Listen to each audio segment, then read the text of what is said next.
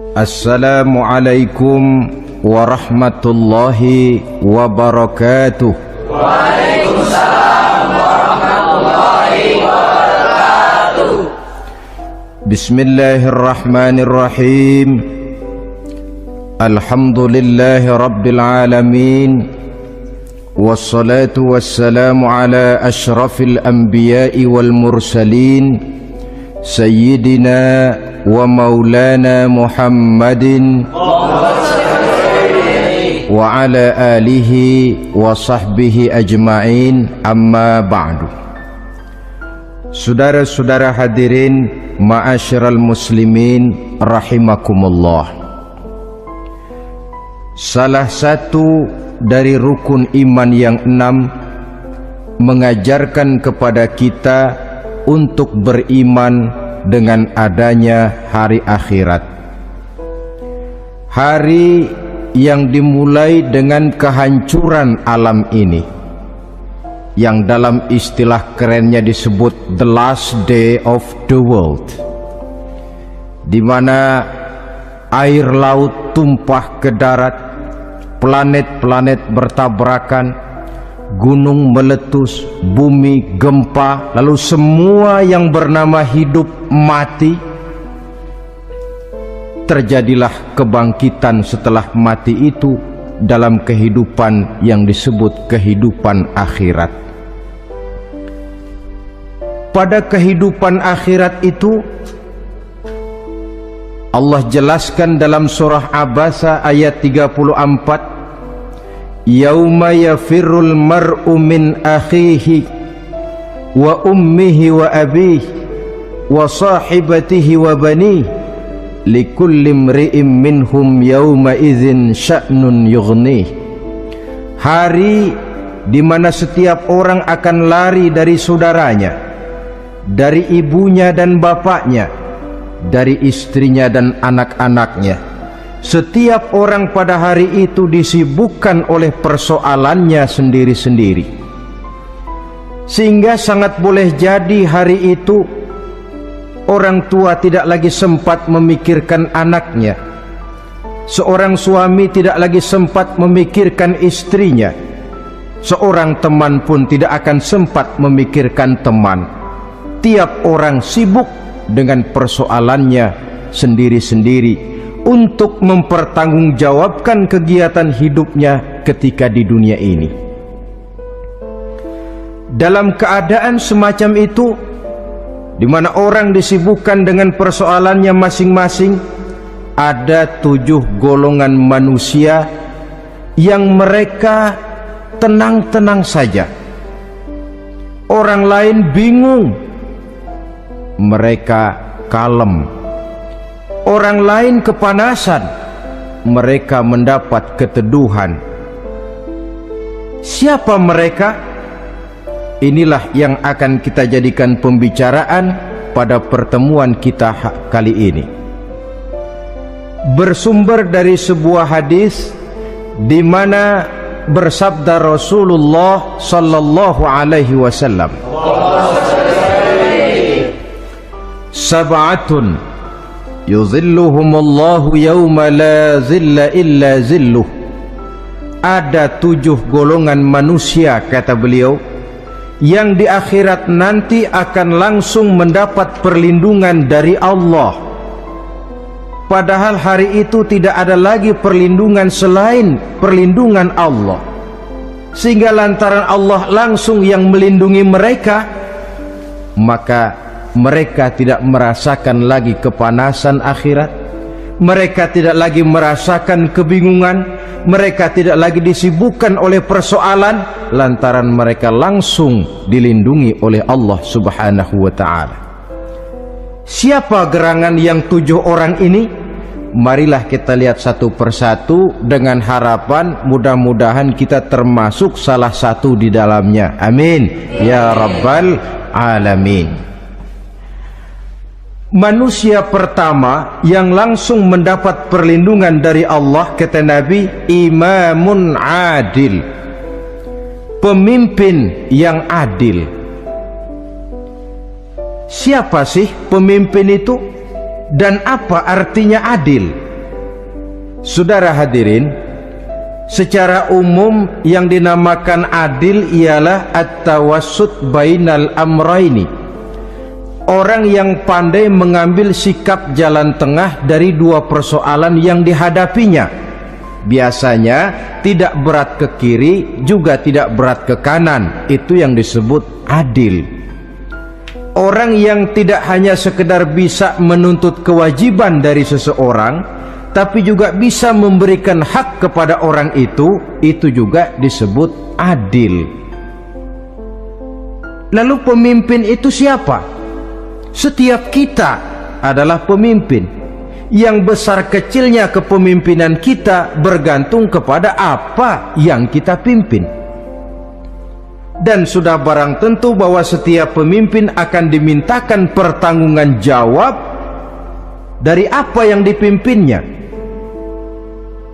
Seorang pemimpin yang adil, dia menaungi orang-orang yang dipimpinnya dalam kehidupan di dunia ini. Pantas kalau di akhirat nanti Allah langsung menaungi mereka.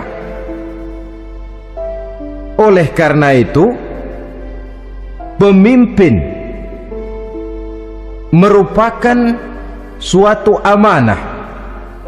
Jabatan di samping dia merupakan amanah juga merupakan nikmat.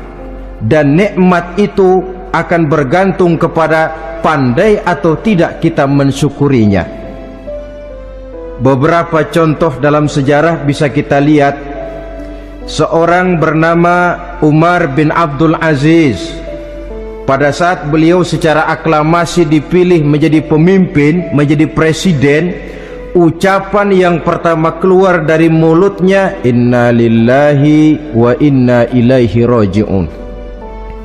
Coba bayangkan ini, dipilih jadi pemimpin, diangkat jadi presiden, bukan alhamdulillah, malah inna lillahi wa inna ilaihi raji'un.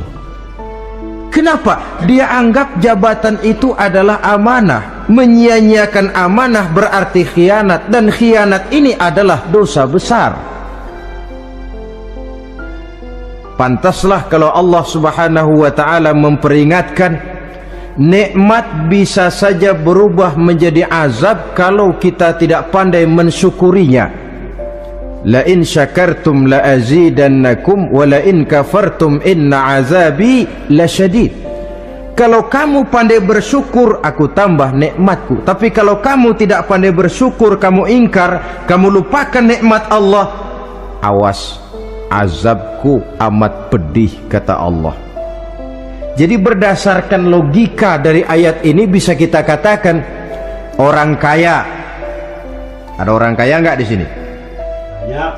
Ada orang kaya nggak? Ya. Yang kaya tolong dengerin.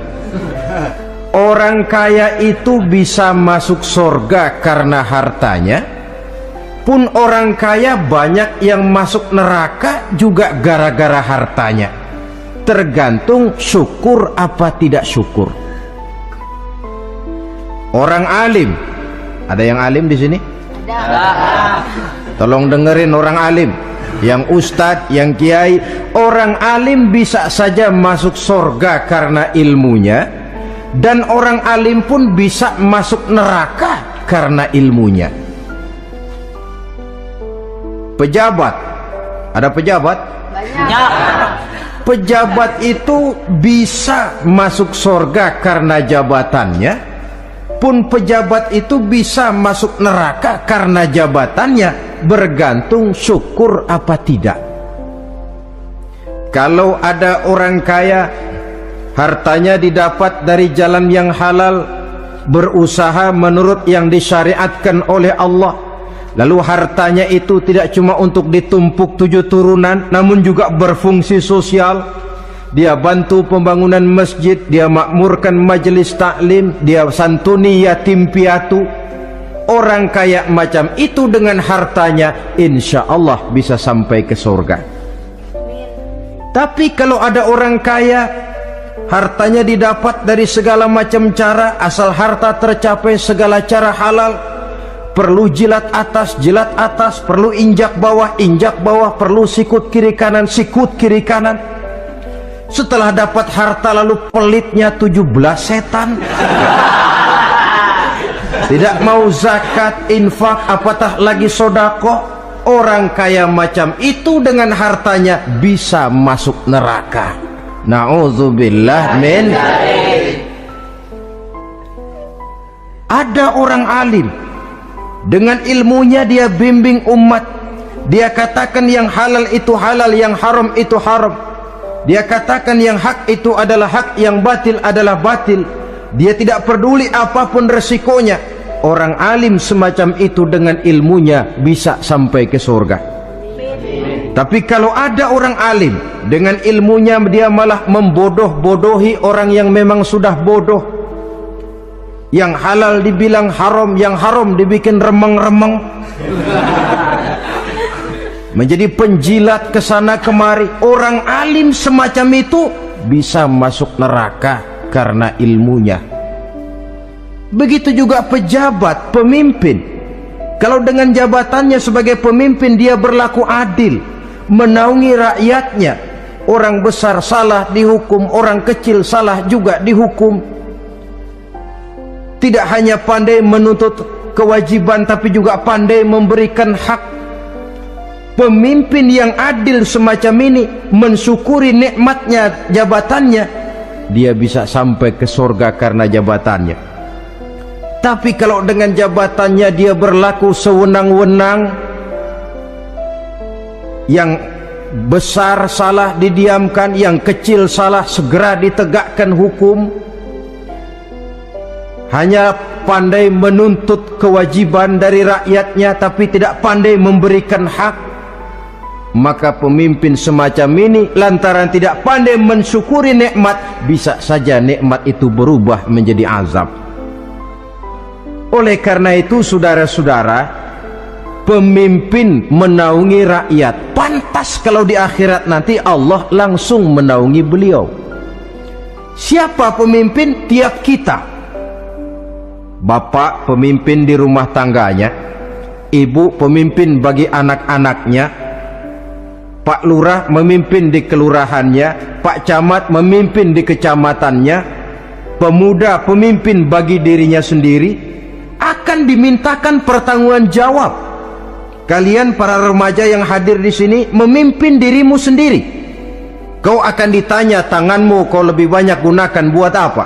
Kakimu lebih banyak kau bawa jalan kemana? Lidahmu lebih banyak membicarakan apa? Dan hari pertanggungan jawab nanti kalian jangan berharap akan ada saksi dari luar. Saksinya anggota badan kita sendiri. Dalam surah Yasin Allah jelaskan, Al-yawma nakhtimu ala afwahihim wa tukallimuna aydihim wa tashhadu arjuluhum bima kanu yaksibun. Ada kan di surah Yasin? Ayat berapa? Pokoknya Yasin dah.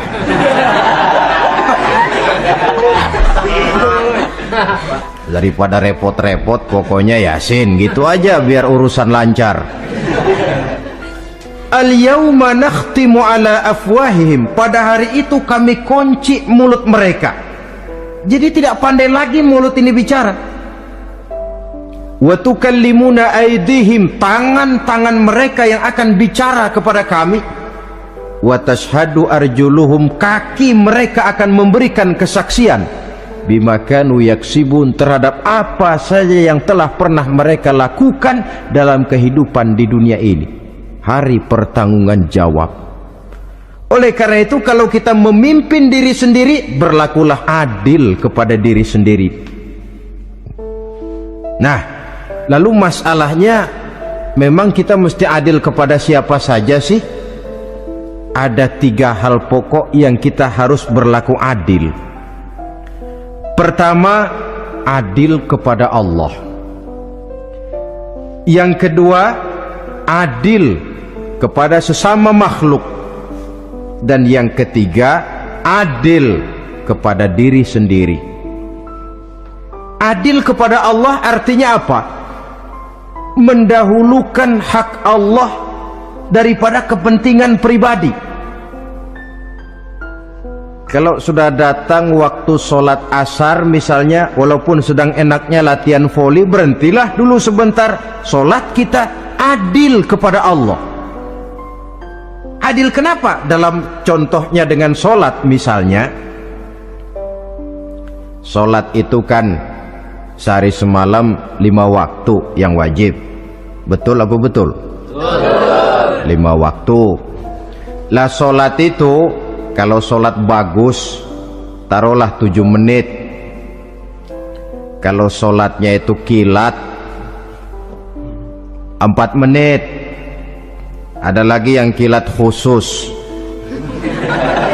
nggak pakai perangko, 2 menit barangkali selesai. Taruhlah 5 menit kita ambil yang bagus. Kalau 5 waktu kali 5 menit kan cuma 25 menit. Sementara Allah memberikan kita hidup ini 24 jam sehari semalam, cuma 25 menit diminta untuk ibadah kepadanya. Tidak sanggupkah kita berlaku adil? 25 menit ini untuk menghadapmu ya Allah, sementara engkau telah memberikan restannya 23 jam 35 menit untuk hidup dalam sehari semalam. Mendahulukan hak Allah daripada kepentingan pribadi. Adil kepada Allah. Adil kepada yang kedua, adil kepada sesama makhluk. Adil kepada manusia, adil kepada binatang, adil kepada alam. Yang kalau prinsip keadilan itu kita langgar akan membawa efek bagi diri kita juga. Manusia sekarang kan tidak adil kepada alam. Misalnya apa? Hutan ditebangi secara liar, gunung-gunung menjadi gundul. Akibatnya ketika turun hujan terjadi erosi, banjir melanda kemana-mana, tanah longsor terjadi.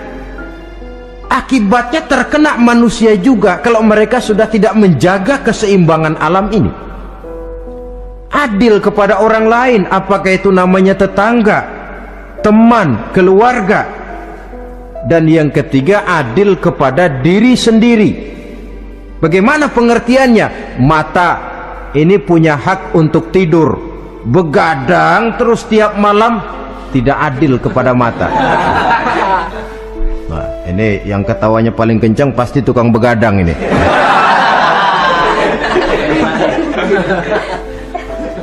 Perut ini punya hak untuk tidur, puasa saja siang malam, mengurangi hak perut.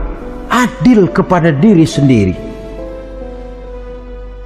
Untuk kehidupan yang akan datang di akhirat, pasti akan kita temui, kita yakini keberadaannya. Yang oleh karena itu, kalau kebetulan kita ini adalah pemimpin, sekurang-kurangnya pemimpin bagi diri sendiri, marilah kita berusaha menjadi pemimpin yang adil, supaya nanti di akhirat Allah subhanahu wa ta'ala memberikan perlindungan langsung kepada kita. Amin ya rabbal alamin. Ini yang pertama. Lalu yang kedua, orang yang akan langsung mendapat perlindungan dari Allah, syab nasha'a fi ibadatillah, orang muda yang tekun beribadah kepada Allah, anak muda yang rajin ibadah. Kenapa kok Nabi bilang anak muda, bukan orang tua? Apa orang tua yang rajin ibadah Allah enggak senang? Tentu Allah senang. Cuma Allah lebih senang lagi kalau ada anak muda yang rajin ibadah. Sebab apa? Kondisi psikologis. Kalau ada orang tua rajin ibadah, itu mah pantas, emang udah waktunya. Ada orang sembayangnya rajin, masuk masjid, masuk maghrib, keluar isya, malam tahajud, tahlilnya mantap. Umurnya berapa? 70. Enggak istimewa, itu memang sudah mestinya. Lagian kalau sudah 70 masih bandel aja, kapan mau taubat? Tapi kalau ada anak muda, darahnya masih mengalir dengan panas, dia masih berusaha mencari bentuk-bentuk kepribadian dalam dirinya, dia masih mudah terpengaruh oleh lingkungan, tapi dia sanggup memblokir itu, disalurkannya di jalan Allah, dia tekun beribadah. Allah cinta betul pemuda semacam itu, sehingga nanti di akhirat mereka langsung mendapat perlindungan dari Allah Subhanahu wa ta'ala. Amin.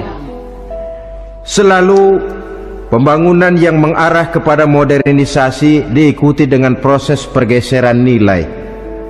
Dalam kondisi semacam ini, kehidupan remaja pemuda yang masih mencari identitas dan pembentukan kepribadiannya mudah terpengaruh oleh hal-hal yang ada di sekelilingnya, sehingga sangat boleh jadi apa yang dianggap orang dulu tabu lalu dianggap biasa, yang aneh-aneh malah dijadikan model, yang dilarang malah nekat diterjang, di mana norma dan kaedah-kaedah moral tidak lagi mendapat perhatian yang wajar. Dalam kondisi semacam ini terjadilah proses peluncuran moral, dan hampir di mana-mana kehancuran suatu bangsa dimulai dengan kehancuran moral daripada generasi mudanya. Oleh karena itu, pemuda yang tekun ibadah ini sangat positif dampaknya dalam kerangka pembangunan umat. Pak, ibadah itu apa sih? Kalau jadi pemuda yang tekun ibadah, apa kemana-mana mesti bawa tasbih? Mungkin. Apa mesti pakai peci terus? Boleh jadi. Apa kemana-mana mesti pakai kain sarung? Ya tidak juga. Ibadah kan artiannya luas. Segala perbuatan yang diperintah dan karenanya bertujuan mencapai ridho Allah, itu bernama ibadah. Kalian remaja berangkat menuntut ilmu, pergi pagi pulang siang, membekali diri menuntut ilmu, itu ibadah. Kalian pulang ke rumah, ibu bapak memerintah taat kepada orang tua, ibadah. Membersihkan lingkungan, ibadah. Bahkan jaga di waktu malam pun, kalau untuk dengan niat bismillah, saya jaga malam ini untuk ketenangan rakyat supaya mereka tekun dan tenang melaksanakan ibadah, itu tercatat sebagai amal soleh yang bernilai ibadah. Jadi tidak cuma sekedar sujud, tidak cuma sekedar baca Quran, seluruh aspek kehidupan manusia yang diperintah Allah dan yang bertujuan mencari ridho Allah itu bernilai ibadah. Pemuda yang tekun melaksanakan ibadah kepada Allah, apalagi terutama adik-adik remaja yang hadir pada kesempatan ini, masa muda itu masa yang paling indah memang. Sampai orang Kulon bilang, there is not delightful memorize. Ya, barat itu kan Kulon. Saya lebih senang pakai orang Kulon saja. There is not delightful memorize and then the youth moment. Bahwa tidak ada masa yang lebih indah selain masa muda. Tapi masa muda yang katanya indah itu sebentar. Sebentar sekali. Kalau kita tidak pandai memanfaatkannya dengan sebaik-baiknya, boleh jadi dia akan hilang tanpa sesuatu yang ada artinya buat hari depan. Dan hari depan itu sebagian besar ditentukan oleh masa muda sekarang ini. Karena itu kepada yang muda saya berpesan, pergunakanlah masa muda itu dalam ketekunan beribadah kepada Allah. Ibadah dalam artian yang seluas-luasnya. Jangan seperti pepatah orang itu, kelapa muda katanya kupas-kupasin, kelapa tua tinggal batoknya. Selagi muda puas-puasin, udah tua tinggal bongkoknya. Iyalah, kalau dipuas-puasin dalam arti yang positif, boleh. Mumpung masih muda, puas-puasin nuntut ilmu. Mumpung masih muda, puas-puasin ibadah. Mumpung masih muda, puas-puasin berbakti kepada kedua orang tua. Puas-puasin dalam artian yang positif, tentu saja bagus. Tapi kalau puas-puasin dalam arti menghambur umur untuk sesuatu yang mubazir, bergadang di pinggir-pinggir jalan, lalu mulai berkenalan dengan morfin, narkotik, ganja, terperangkap oleh budaya-budaya modern yang menyesatkan, terpancing oleh model-model baru yang kelihatannya menarik tapi sebenarnya tidak bermanfaat. Entah pada akhirnya akan mendatangkan penyesalan kepada kita saja. Coba, belakangan ini saya dengar di Jakarta akan ada satu festival yang disebut Festival Ngeceng.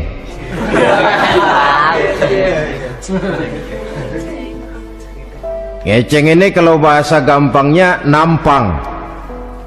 Jadi itu biasanya muda-mudi diri di pinggir-pinggir jalan, pakai kacamata hitam, pakaian warna-warni, rambut dicat sedemikian rupa supaya menarik perhatian.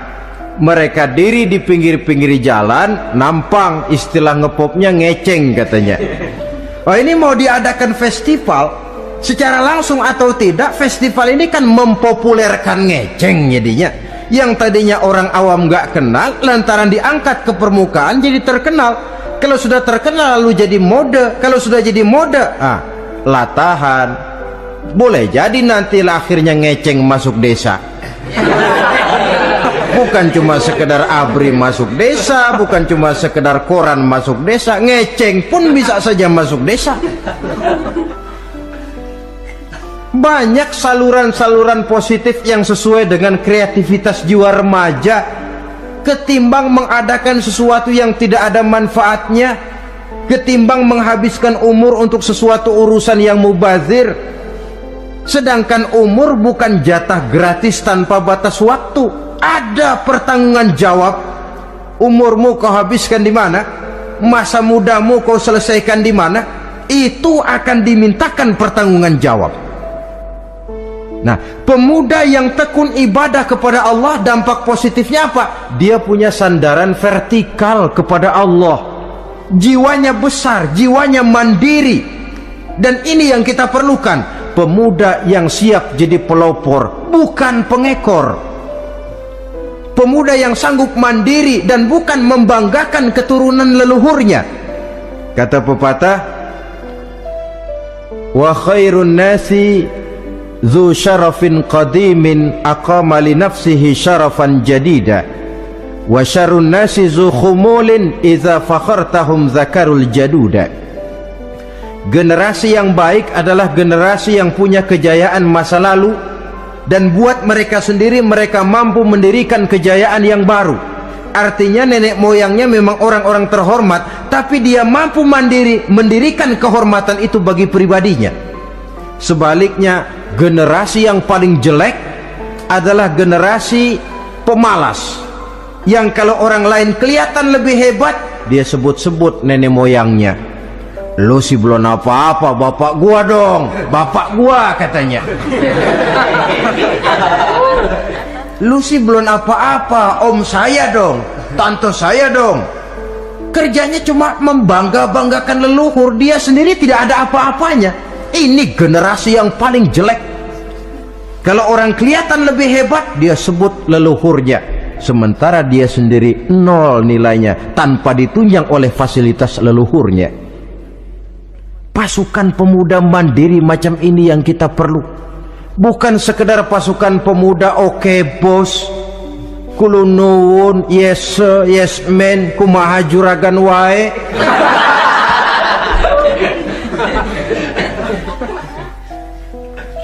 Dan terus terang kita miskin dengan pemuda yang mandiri, yang punya kepribadian, yang berani berkata ya terhadap yang benar dan berani berkata tidak terhadap yang tidak benar.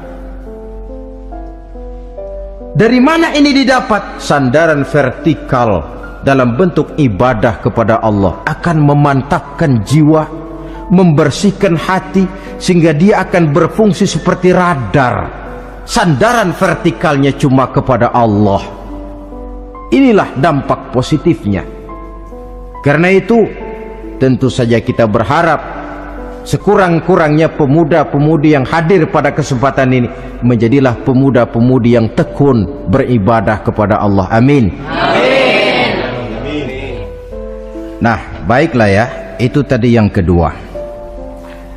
Kita lanjutkan sekarang yang ketiga, orang yang akan langsung mendapat perlindungan dari Allah. Kata Nabi, rajulun qalbuhu mu'allakun bil masjidi, seseorang yang hatinya selalu terpaut kepada masjid. Apa arti terpaut kepada masjid ini? Apa orang yang gak pernah keluar-keluar dari masjid? Tentu saja bukan. Apa gunanya di dalam masjid terus kalau kerjanya cuma tidur doang? Maksud terpaut kepada masjid ini, hatinya selalu berpikir bagaimana memakmurkan masjid. Jasadnya boleh saja ada di kantor, boleh saja ada di pasar, boleh ada di sawah, boleh ada di ladang, tetapi hasil daripada usahanya dia lalu berpikir bagaimana memakmurkan masjid. Sebab apa? Masjid merupakan center of activity, pusat daripada kegiatan umat. Kalau kita lihat fungsi masjid di zaman Rasul, di masjid beliau berdakwah, di masjid beliau mengatur negara, di masjid beliau mengadakan perundingan, di masjid beliau bermusyawarah dengan para sahabat. Pusat daripada kegiatan umat. Dan memakmurkan masjid ini dasarnya tidak lain karena iman kepada Allah. Prinsipnya bagaimana kita menghidupkan masjid dan bukan mencari hidup di masjid. Kalau sudah prinsipnya dibalik, bukan menghidupkan masjid tetapi mencari hidup di masjid, saya khawatir masjid akan ambruk. Nyatanya kadang-kadang masjid kita ini fungsinya belum maksimal. Kadang-kadang ada kok masjid yang bukanya cuma seminggu sekali. Jumat pagi jam 9 masjid buka, Jumat jam 2 tutup, buka-buka lagi Jumat depan. Seminggu sekali. Kelemahan lainnya manajemen masjid. Terus terang sajalah kita bicara. Kadang-kadang pengelolaannya ketua masjid bapaknya, khatib mantunya, sekretaris ponakannya, imam Bilal cucunya, gak ada orang lainnya. Ya kalau bagus kepengurusannya tidak apalah, tapi kadang-kadang kelemahannya ialah bagaimana menciptakan manajemen masjid yang baik sehingga masjid bisa berfungsi sebagaimana fungsinya di zaman Rasulullah sallallahu alaihi wasallam. Apalagi belakangan ini ada kecenderungan yang membuat kita optimis, gembira. Remaja, pemuda, pemudi mulai gemar datang ke masjid, berkumpul membentuk remaja masjid, remaja musola, mengadakan kegiatan majelis taklim yang mingguan, yang bulanan, aksi sosial yang semuanya bermuara dari kehidupan masjid. Sesuatu yang menggembirakan. Dan sudah sepatutnya para pengelola masjid membuka pintu untuk bisa mengatur masjid menurut manajemen yang diharapkan oleh umat. Karena bagaimanapun di masjid dua jalur komunikasi, bahasa kerennya two-way traffic communication, itu bisa kita laksanakan, yaitu hablum minallah wa hablum minan nas. Berhubungan kepada Allah dan berhubungan kepada sesama manusia bisa terlaksana di masjid. Berhubungan dengan Allah jelas saja lewat sholat misalnya. Berhubungan dengan sesama manusia jelas saja lewat musyawarah, lewat majelis taklim, lewat kegiatan-kegiatan yang mensyiarkan agama. Dan begitu selanjutnya. Saudara hadirin yang saya hormati, memakmurkan masjid sebagai rumah Allah. Sebab dalam hadis kursi Allah katakan, inna buyuti fil ardi al masajid wa inna zuwari fiha ummaruha. Rumahku di permukaan bumi adalah masjid-masjid, kata Allah. Dan orang-orang yang memakmurkan masjid, orang yang datang ke masjid adalah tetamuku. Kalau Allah memerintahkan kita menghormati tamu, tentu Allah lebih tahu bagaimana menghormati tamunya sendiri. Allah mengajarkan kita, hormatilah tamumu. Sekarang kita yang menjadi tamunya Allah dengan datang ke masjid, dengan memakmurkan masjid, Allah lebih tahu menghormati tamunya. Ini yang ketiga. Yang keempat, hadirin, Orang yang langsung mendapat perlindungan dari Allah itu rajulani tahabba fillahi ijtama'a alaihi wa tafarraqa alaihi. Dua orang yang menjalin persaudaraan, yang bertemu dan berpisah karena Allah, bersaudara karena Allah, bukan karena orang punya pangkat tinggi lalu kita temani, bukan karena orang kaya lalu kita dekati, tetapi karena Allah. Kau di jalan Allah, mari kau saudara saya. Kau keluar dari jalan Allah, maaf sajalah, bawalah dirimu sendiri, saya akan membawa diri saya. Lebih baik sendiri daripada berteman jahat. Berdua memang lebih baik daripada sendiri, tapi sendiri lebih baik daripada berteman jahat. Maksudnya apa ini? Sederhana dalam benci, sederhana dalam cinta. Ukurannya Allah. Al-Quran mengisyaratkan wa asa an tuhibbu syai'an wa huwa syarrul lakum wa asa an takrahu syai'an wa huwa khairul lakum. Sangat boleh jadi, kata Allah, kamu menyenangi sesuatu padahal akibatnya tidak baik bagi kamu, dan sangat boleh jadi kamu membenci sesuatu padahal akibatnya baik bagi kamu. Nah, mari kita lihat. Kalau orang bersaudara cuma karena temannya itu punya pangkat tinggi, saya yakin kalau temannya pensiun, persaudaraannya akan selesai sampai di situ. Kalau kita mencari teman cuma karena dia kaya, satu saat dia jatuh bangkrut, jatuh miskin, persaudaraan akan selesai sampai di situ. Tapi kalau karena Allah yang bisa memisahkan kita apabila orang sudah keluar dari jalur yang diridhoi oleh Allah Subhanahu wa ta'ala. Oleh karena itu, kepada semua hadirin, mari menjalin persaudaraan dalam bentuk ideal yang diajarkan oleh Islam, nilai persaudaraan yang diikat oleh akidah. Kalaupun harus benci, bencilah sederhana, tidak habis-habisan ngebenci orang. Kalaupun harus cinta, cintalah sederhana. Boleh jadi yang hari ini kita benci bukan main, besok kita senangi. Mungkin yang hari ini kita cintai mati-matian, besok sudah berubah menjadi yang kita benci. Sederhana saja, tidak usah berlebih-lebihan.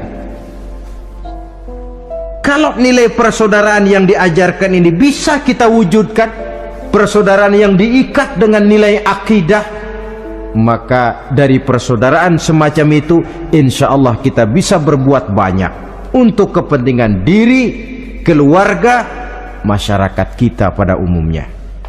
Ini kelompok yang keempat. Orang kelima yang nanti langsung mendapat perlindungan Allah, rajulun da'athum ra'atun zatu mansibin wa jamalin ila nafsiha faqala inni akhafullaha rabbal alamin. Seorang laki-laki, kata Nabi, yang dipanggil oleh perempuan cantik. Laki-laki normal dipanggil oleh perempuan cantik.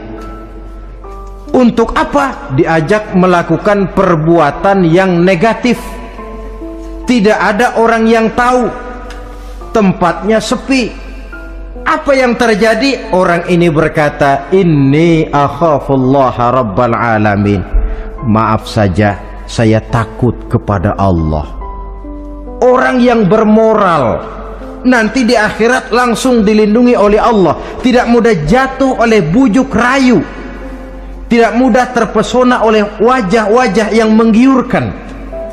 Seperti dalam sejarah yang terkenal itu Nabi Yusuf alaihi salam. Kenal kan Nabi Yusuf? Nabi Yusuf itu bekerja di istana Kitfir. Kitfir ini punya istri namanya Zulaikha, orangnya cantik. Diam-diam Zulaikha ini rupanya naksir sama Yusuf. Satu hari suaminya tidak ada di rumah, pintu dikunci-kunciin. Setelah pintu semua terkunci, dia panggil Nabi Yusuf, "Hai Talak, Yusuf, sini." Kata Yusuf, "Mau ngapain?" "Pokoknya sini." "Iya, mau ngapain?" Iya kayak orang-orang, ngapain sih?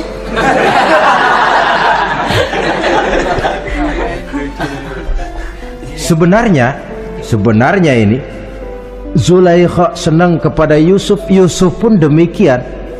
Walaqad hammat bihi wa hamma biha. Zulaikha menyenangi Yusuf, Yusuf pun menyenangi Zulaikha. Tapi apa? Walaula an ra'a burhana rabbih. Andai kata Yusuf tidak melihat peringatan Tuhannya, letter S. Yusuf, ini bukan pekarangan ente, dilarang parkir di sini. Sehingga walaupun tidak ada yang tahu, tidak ada yang melihat, Nabi Yusuf selamat dari bujuk rayu Zulaikha, mempertahankan nilai-nilai moral di tengah kemajuan zaman. Memang merupakan pekerjaan yang tidak ringan, merupakan pekerjaan yang sangat berat. Akan ada saja cobaan, akan ada saja gangguan yang kita temui di sepanjang perjalanan hidup ini. Tapi sebaliknya, kalau orang sudah tidak lagi menjunjung moral yang tinggi, lalu hidup menurut selera sendiri-sendiri, ya kita lihatlah lahirnya kebudayaan kumpul kebo yang diawali dengan free sex yang mengarah kepada summon leven alias hidup bersama tanpa nikah. Memang sebabnya boleh jadi macam-macam. Mungkin karena broken home, nggak merasa diperhatikan di rumah, ibu bapak sibuk lalu anak mencari kesibukan sendiri. Mungkin karena tekanan ekonomi dalam kehidupan miskin, lalu ada yang menawarkan kerjaan, tidak taunya malah dilemparkan ke lembah hitam. Mungkin juga karena pengaruh pergaulan dari lingkungan baik-baik lalu berteman dengan yang tidak baik, hanyut ditelan arus pergaulan. Mungkin juga pengaruh kebudayaan yang dia tonton, buku yang dia baca, film yang dia lihat, ikut mewarnai dan membentuk kepribadiannya. Tapi apapun alasannya, satu hal yang jelas, semuanya berangkat dari rapuhnya pegangan orang kepada nilai-nilai agama. Sebab sumber nilai moral yang tertinggi tidak lain agama adanya. Intinya apa? Intinya tidak lain, orang yang beragama itu meyakini bahwa kemanapun dia pergi, dimanapun dia berada, Allah selalu melihat yang dia lakukan. An ta'budallaha ka'annaka tarahu fa illam takun tarahu fa innahu yaraka. Begitu yang kita pelajari dalam ihsan. Engkau beribadah kepada Allah seolah-olah kau lihat Allah. Kalaupun Allah tidak kau lihat, yakinlah Allah melihatmu. Jadi kalau saya sendiri, yang kedua itu Allah. Dibujuk rayu oleh cewek cakep, ayo dah bang, nggak ada orang, kita cuman berdua. Dia bilang enggak, kita nggak berdua, bertiga. Berdua bang, bertiga. Yang ketiga siapa? Lu, gue, Allah, tiga.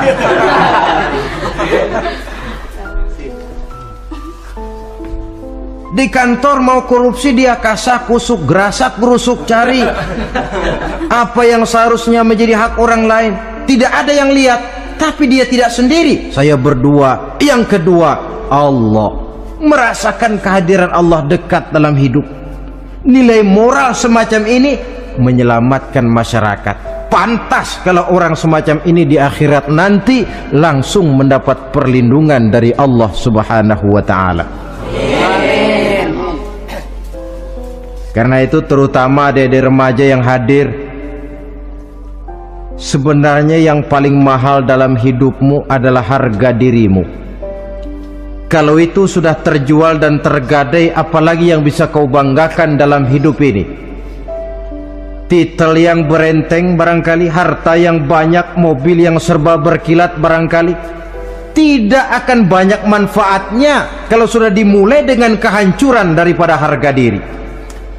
Tidak ada yang lebih mahal daripada harga diri. Jagalah itu baik-baik, pelihara nilai-nilai moral. Makin pandai kau jaga diri, insya Allah makin mahal hargamu dalam pandangan manusia, lebih-lebih juga dalam pandangan Allah.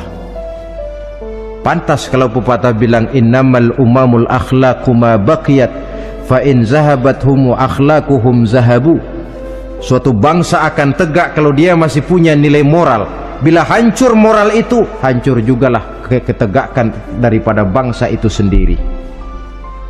Ini yang kelima. Yang keenam, masih dua lagi. Orang keenam yang nanti akan langsung mendapat perlindungan dari Allah, rajulun zakarallaha khalian fafadat ainahu.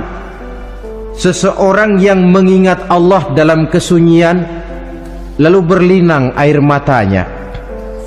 Tengah malam dia bangun, bertahajud dia kepada Allah. Gemersik tikar tersentuh tangan, laksana lambaian tangan malaikat maut nak datang merenggut nyawa. Terbayang segala dosa dan kesalahan, tergambar semua kekeliruan yang dilakukan dalam hidup. Lalu air mata pun tanpa terasa berurai membasahi pipi. Orang yang mengingat Allah dalam kesunyian. Saudara, tidak ada orangnya itu yang tidak punya dosa. Coba saya mau tanya, yang kumpul di sini ada nggak orangnya yang nggak punya dosa? Tidak ada. Dan memang orang yang baik itu bukan orang yang tidak punya dosa, sebab tidak ada orangnya yang tidak punya dosa. Orang yang baik adalah orang yang apabila dia melakukan dosa, dia segera sadar, dijadikannya itu sebagai pelajaran untuk tidak diulanginya lagi pada masa yang akan datang. Dengan kata lain, mengingat Allah dalam kesunyian itu artinya bertaubat. Ini kan anak muda sekarang nih, kalau diajak bicara taubat, taubat mah urusan 70 ke atas pak. Kita ini masih lama. Padahal masalah taubat bukan masalah tua. Masalah taubat adalah masalah dosa, dan masalah dosa adalah masalah manusia sejak dia akil balik sampai dengan kehidupannya yang sekarang. Sengaja atau tidak, besar atau kecil, ringan atau berat, tiap kita mesti mempunyai yang namanya dosa. Allah Maha penerima taubat sepanjang nafas belum sampai di kerongkongan. Jikalau nafas sudah sampai di tenggorokan, baru kita mau melaksanakan yang namanya taubat. Kasihlah itu.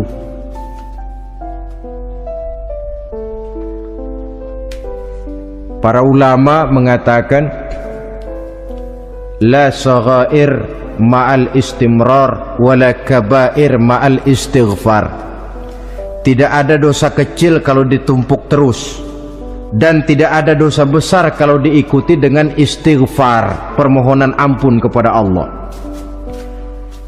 Jadi jangan menganggap ini dosa kecil, ini dosa kecil, ditumpuk-tumpuk lah jadi gede juga. Tidak ada dosa yang kecil kalau dikerjakan terus-menerus, dan tidak ada dosa yang besar kalau diiringi dengan istighfar. Dalam kehidupan ini, apabila dosa sudah bertumpuk, maksiat merajalela, munkarat menjadi jadi, Allah tidak akan segan-segan menurunkan azab. Azabnya itu bisa dalam bentuk bencana alam, banjir namanya, kebakaran merajalela namanya, gempa bumi namanya, bendungan pecah namanya, reaktor atom bocor namanya. Namanya boleh jadi macam-macam. Sebab apa? Al-Quran memberikan jaminan, wa ma kana Allahu liyu'adzibahum wa hum yastaghfirun. Allah tidak akan menurunkan azab selama di tengah masyarakat manusia masih banyak orang yang istighfar kepada Allah. Jadi hakikatnya kita ini berhutang jasa kepada orang yang rajin sujud, rajin mohon ampun kepada Allah. Lantaran mereka barangkali azab tidak diturunkan oleh Allah kalau melihat banyaknya sudah munkarat dan maksiat.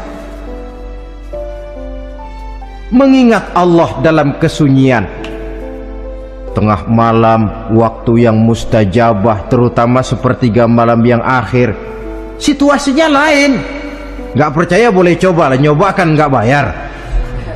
Coba kalian bangun tengah malam, tahajud, kalian akan menemukan satu suasana yang lain daripada misalnya kalau kalian sembahyang zuhur tengah hari panas terik di tengah banyak orang.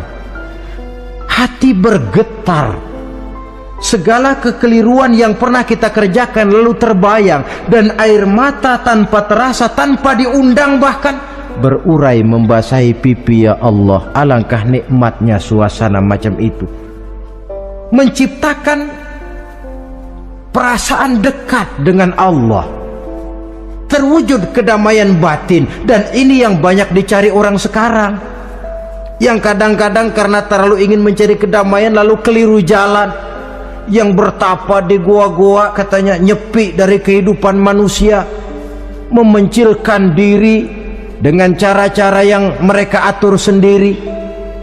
Tidak macam itu. Quran punya resep. Ala inna bidzikrillahi tatmainnul qulub. Ketahuilah, dengan banyak mengingat Allah, hati menjadi tenang, jiwa menjadi lapang, pikiran menjadi damai. Ini resep Islam untuk mencapai ketenangan jiwa. Mengingat Allah dalam kesunyian. Saudara hadirin yang saya hormati, ini aspek daripada ibadah. Jadi dengan kata lain, masalah mengingat Allah dalam kesunyian, mengingat dosa, bukan urusan orang tua, tapi masalah manusia. Siapapun adanya, sejak dia akil balik, mesti entah kecil besar, entah sedikit entah banyak, ada kesalahan yang dilakukannya.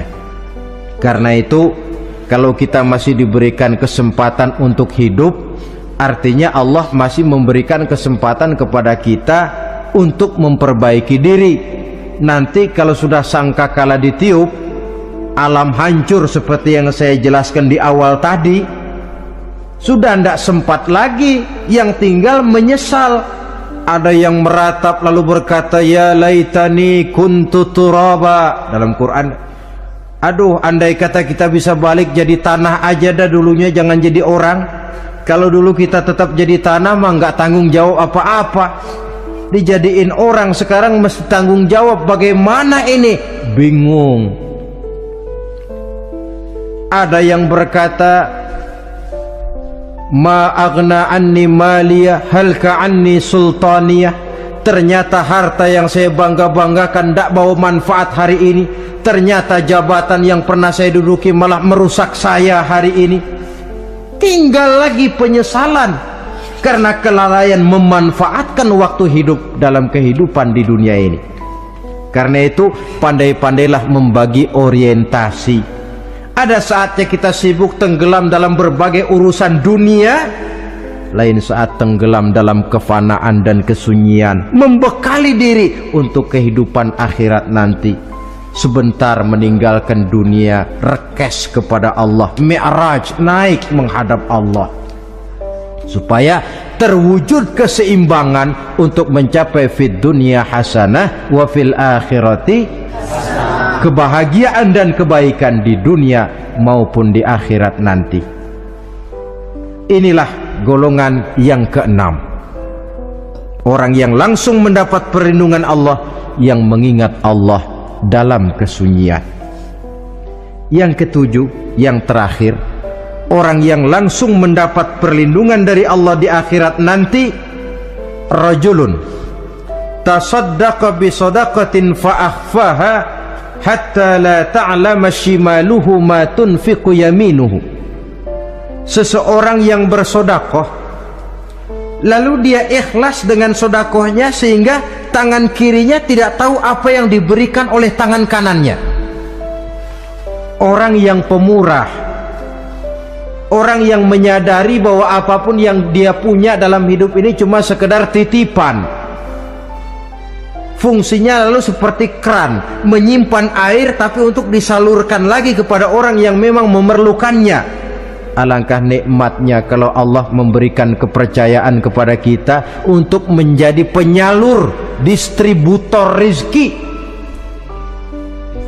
Kalau kita ingat kemari, berpikir ke sini, kita tidak akan sayang lagi. Enak saja yang peras keringat banting tulang cari rezeki saya, sampean datang-datang mau minta. Loh, mungkin rezeki dia, tapi lewat tangan kita.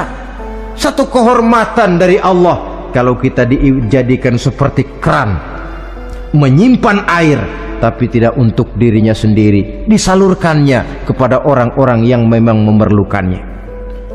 Tidak ada orang jatuh bangkrut lantaran bersikap pemurah, dan tidak ada orang jadi kaya raya lantaran dia bakhil atau pelit bin kikir alias medit.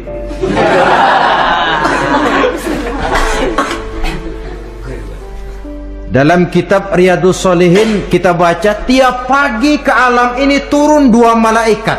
Cuma kita nggak tahu. Dua-duanya berdoa, yang sebelah kanan berdoa, yang sebelah kiri berdoa.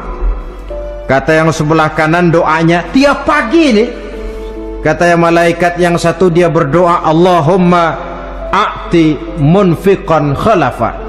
Ya Allah, kepada orang-orang yang suka infak, kepada orang-orang yang suka memberi, kepada orang-orang yang pemurah, gantilah mereka dengan yang lebih baik dari apa yang telah mereka berikan. Lalu malaikat yang satu berdoa, Allahumma a'ti mumsikan talafa. Ya Allah, kepada orang-orang yang mumsik, bakhil, kikir, berilah mereka kerusakan dan kebinasaan di dalam harta mereka.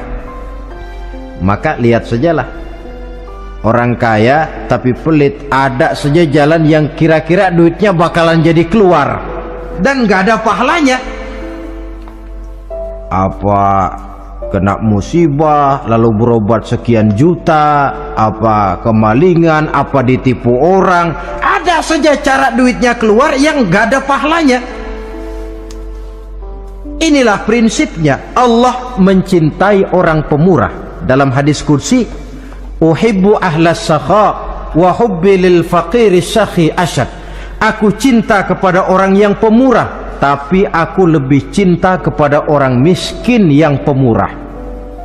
Orang kaya pemurah Allah cinta, orang miskin pemurah Allah lebih cinta. Kenapa? Nilainya lain. Orang kaya sedekah 500, orang miskin sedekah 500, sama 500-nya, tapi saya yakin pahalanya lebih besar buat si miskin. Kenapa? Buat orang kaya 500 apa artinya? Sekelebatan. Buat si miskin 500 dia mesti peras keringat banting tulang, tapi dia berani memberi seperti beraninya orang kaya. Nilai ini yang dilihat oleh Allah.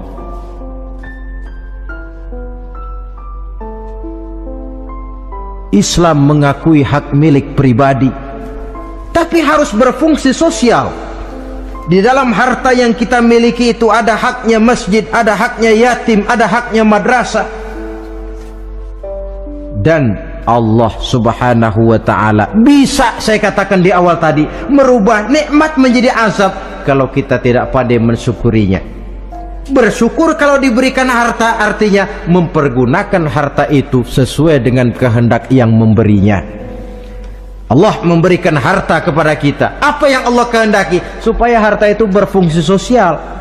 Milik pribadi silahkan, tapi berfungsi sosial dalam kehidupan. Kita terus terang saja, umat Islam ini bukan tidak punya potensi, tapi tidak pandai menginventarisir potensi. Apa tidak ada orang Islam yang kaya? Banyak. Yang belum banyak yang mau berbuat atas nama dan untuk kepentingan agamanya. Kalau buat pribadinya berani bukan main. Itulah yang sering diungkapkan orang, pembangunan pesantren terlunta, ya, asrama yatim piatu tidak terurus. Ada orang membangun masjid, meletakkan batu pertama sekaligus jadi batu terakhir.